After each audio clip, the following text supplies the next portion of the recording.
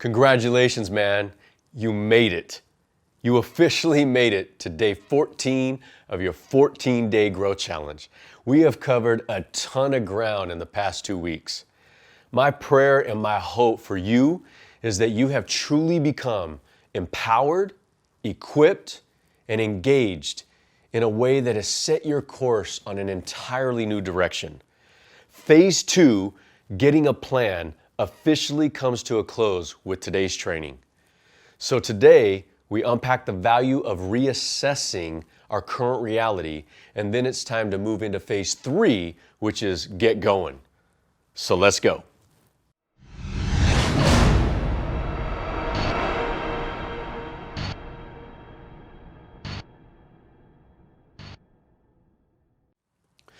One of the worst things that we can do in our life is try to erase history. There's something that I greatly admire about the Jewish culture, and it's their commitment to acknowledge and memorialize tragic events of the past. Because in doing so, they actually achieve two profound things. One, memorializing an event allows a healthy relationship between facing the truth that surrounds its tragedy, while at the same time making a declaration of never again. Having had the privilege to lead multiple trips to Israel over the past several years, one of the most impactful sites that we visit is a place called Yad Vashem, which in Hebrew literally means hand and name. However, on a deeper level, Yad Vashem extends its literal meaning to a more symbolic meaning of enduring memorial. It's also understood as a tall monument that rises like a hand. This Yad Vashem is more commonly known as the World Holocaust Remembrance Center. Its name is tied to a passage of Hebrew scripture that's found in the writings of the prophet Isaiah.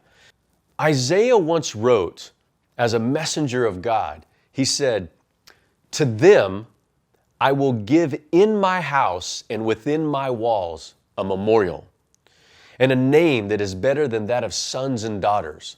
And I will give them an everlasting name, which will not be cut off." Now, this passage is the spirit behind Yad Vashem. Now, the second profound point that this makes is that when Jews memorialize, they also do it for the sake of keeping God's promises of His strength and His presence always remaining with them. Look again at the last phrase of that same passage from Isaiah. Isaiah is saying that God said, "I will give them an everlasting name which will not be cut off." In other words, God is saying that He will never remove Himself from the identity and the continual growth of those that He has chosen, especially those that choose Him back. Jewish memorials are a declaration. They declare that the people of Israel will not tolerate the injustices of the world that hold back human progress and liberty for all. Many people don't know this, but every year on the Holocaust Day of Remembrance, which is typically a day in April or May, the entire country of Israel comes to a complete stop for 2 minutes. At 10 a.m., a siren sounds through the entire country, and every Israeli stops what they're doing and observes 2 minutes of silent reflection right where they are. I mean, even people that are driving in cars pull over and they stand next to their vehicles. So I want you to watch this quick video.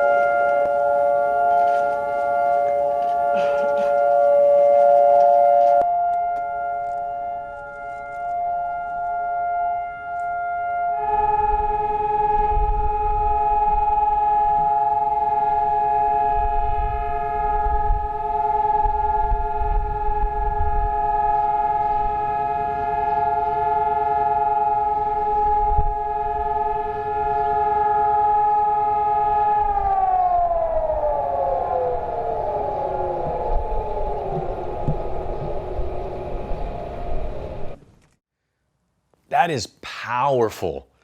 When an entire nation leans in on their history in order to make a clear declaration about what they will not tolerate and how they will continue to become a people of forward progress, I think that we should all stop and really pay attention.